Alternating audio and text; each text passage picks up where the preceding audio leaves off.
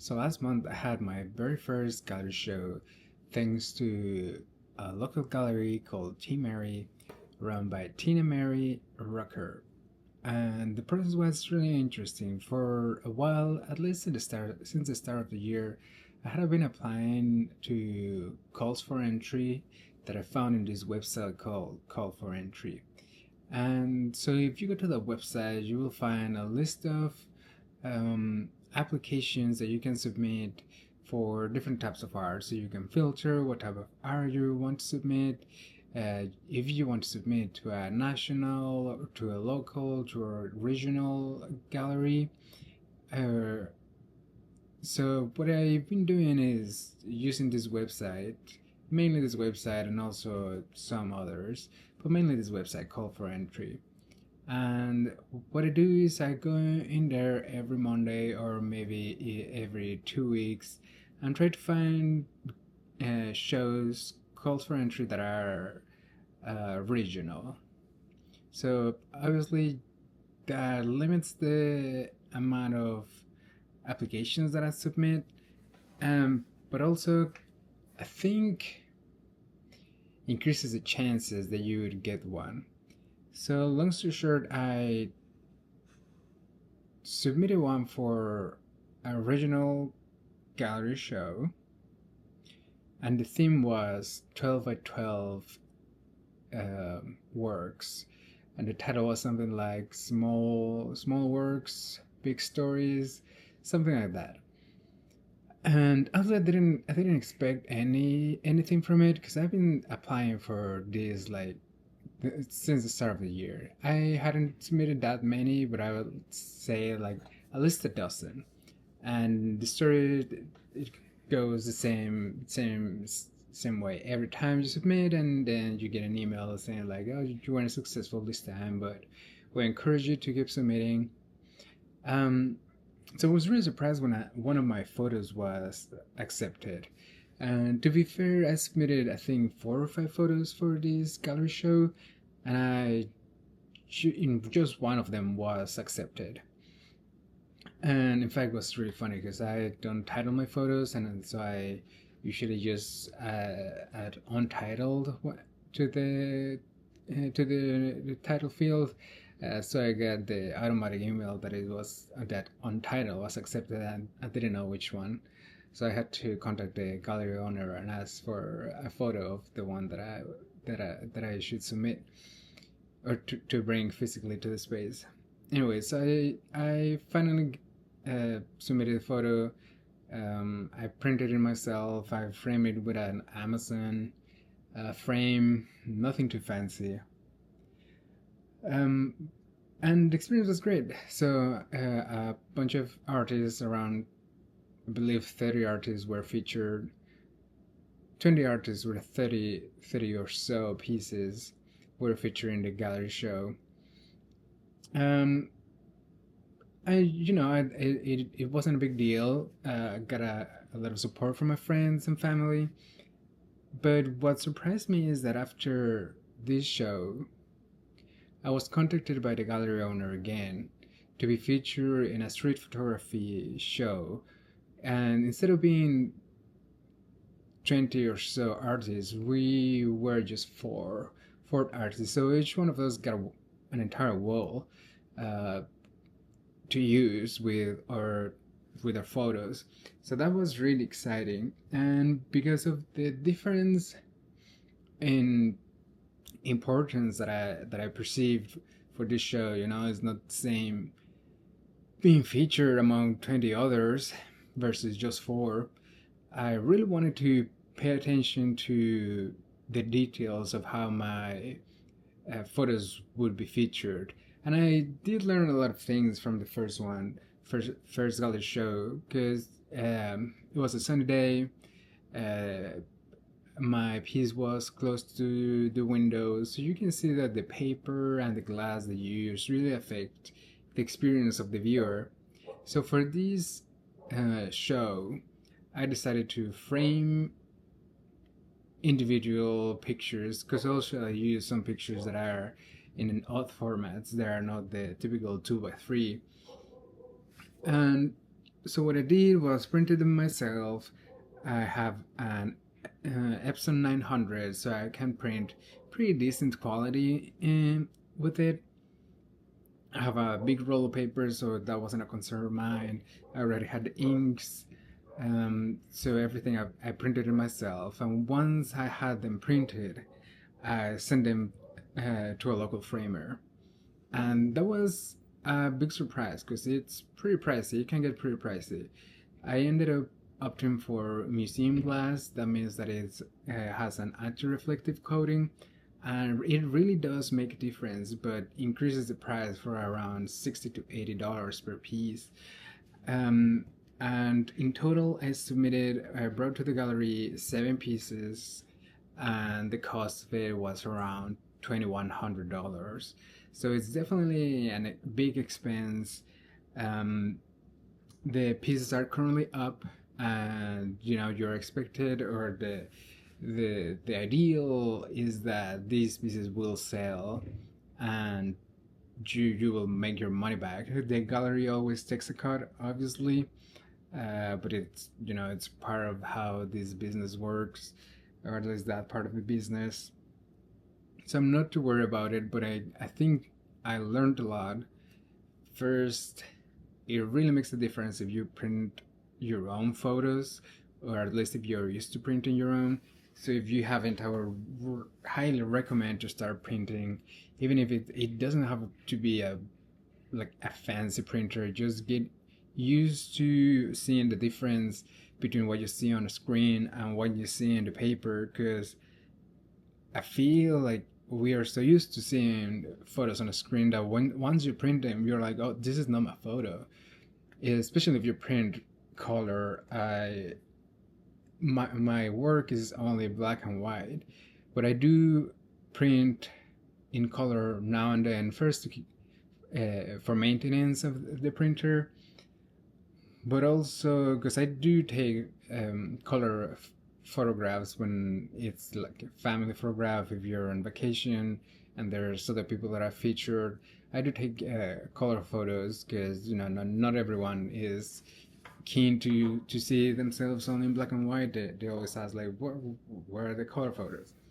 So when it comes to travel photography for personal purposes, I do print in color, and what I do is send postcards to friends and family when I have them. So this process really showed me how what you see on the screen is not what you'll see on paper. And so I would recommend just getting used to those differences, having an edit to show for screen, shown on the screen, and then being able to edit them to show the way you want them to show on paper. Um, the second thing is to really think about the frame. I think it. I don't think I'm really satisfied with the frames I picked, and that's honestly mainly because of the cost. Because it can get really expensive really quickly if you try to choose certain types of wood, or at least like solid wood. So I would recommend getting acquainted with the types of frames that are available locally to you, and think about what's something you're gonna prioritize. And like, things like the matting, the amount of the thickness of the matting, um, the relationship with the thickness of the width of the wood from the frame, and so on.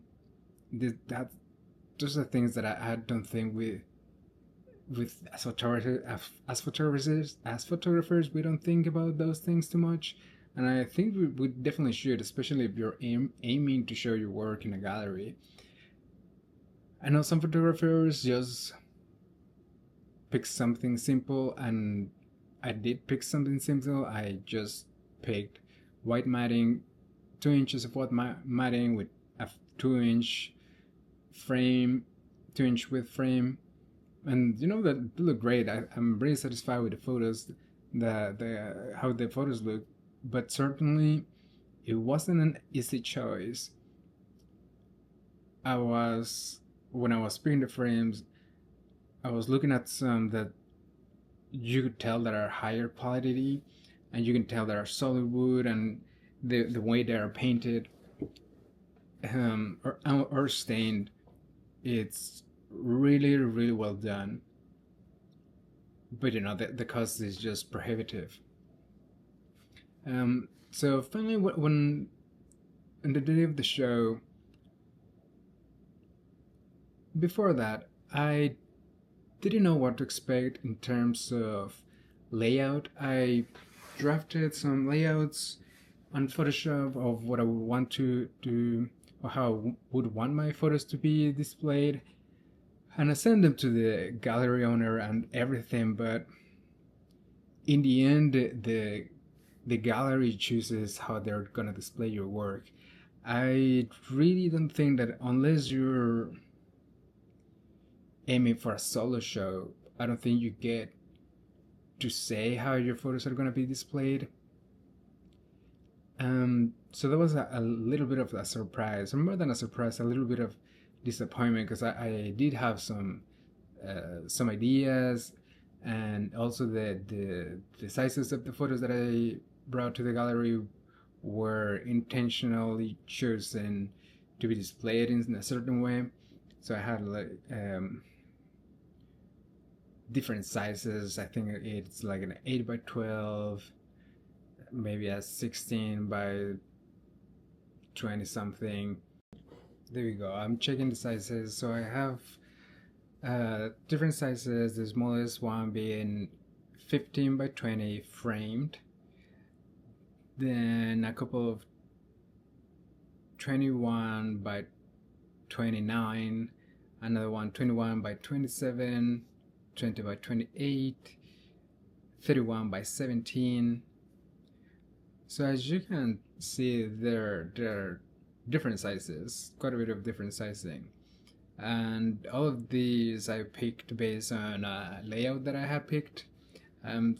So anyway, I would say like don't think too much about the layout unless you're asked to submit a layout. And finally, one of the things that I saw the other photographers struggle with is it really catches up with you the date of the show. So I would not in the sense that you won't be ready, but obviously you want people to come to your show. So the gallery really does have to make some work on social media or like their own channels. They bring people to the opening, because realistically, if you don't sell during the opening, or the people that are gonna be there, the people that are gonna enjoy the gallery, are the people that are gonna be during the opening of the show. During the rest of the days, even if it's like a month, 2 weeks, the traffic is gonna be pretty low compared to the first day.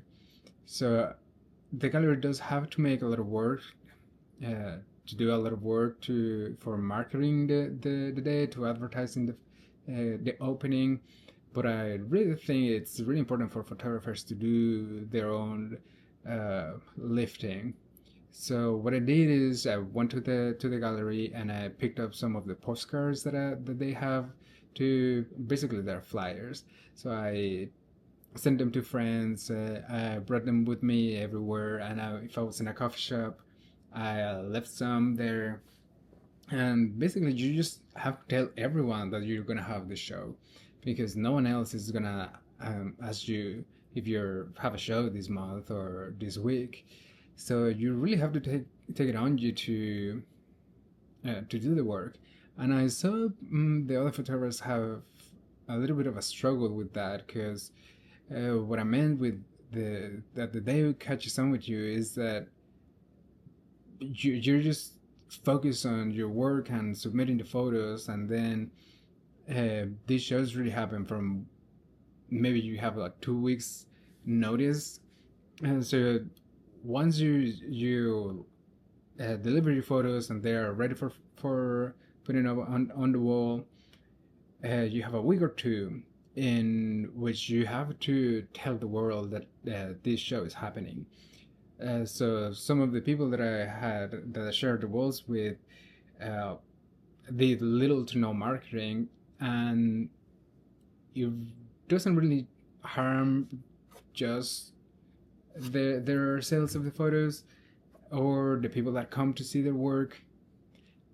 I think overall it harms um, the entire show. You know, because realistically, our main goal is not to sell the photos. It would be nice, of course, but our goal is to have people see our work and have the opportunity to explain our work to those who attend to the opening. Um, so it really helps. The more people that are there, the more people we can reach, the more people we can explain what we're about, uh, the more people get acquainted or get comfortable with seeing street photography in a gallery show.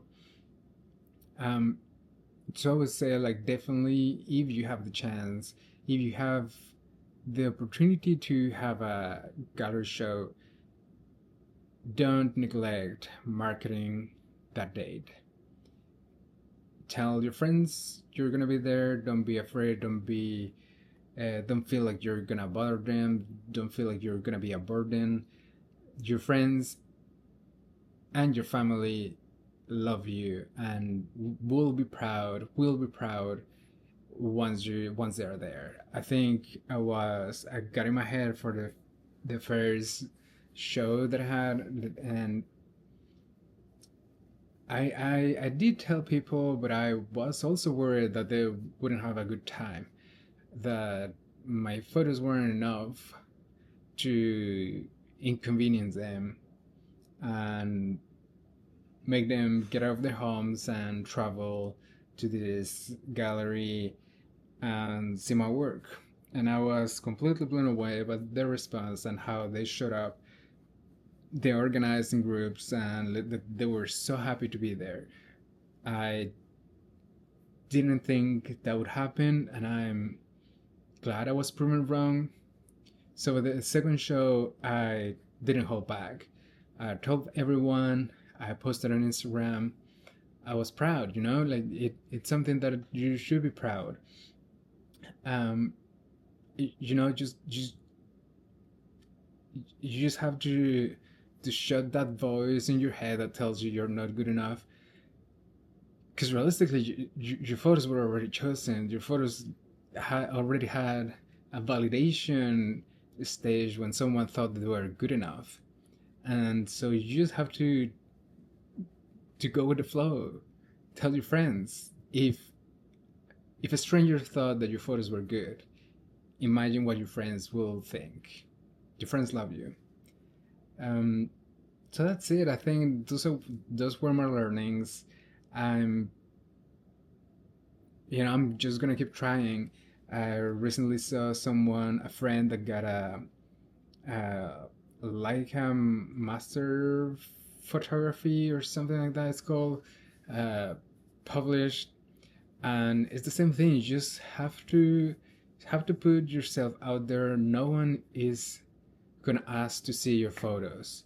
People are not running around during the day to day thinking, I wonder what this person did today. What photos they have now.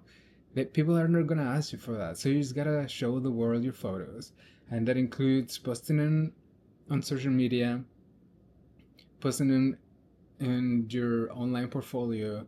If like, it's not it's not about how many people see them. It's about giving the opportunity to people to see them.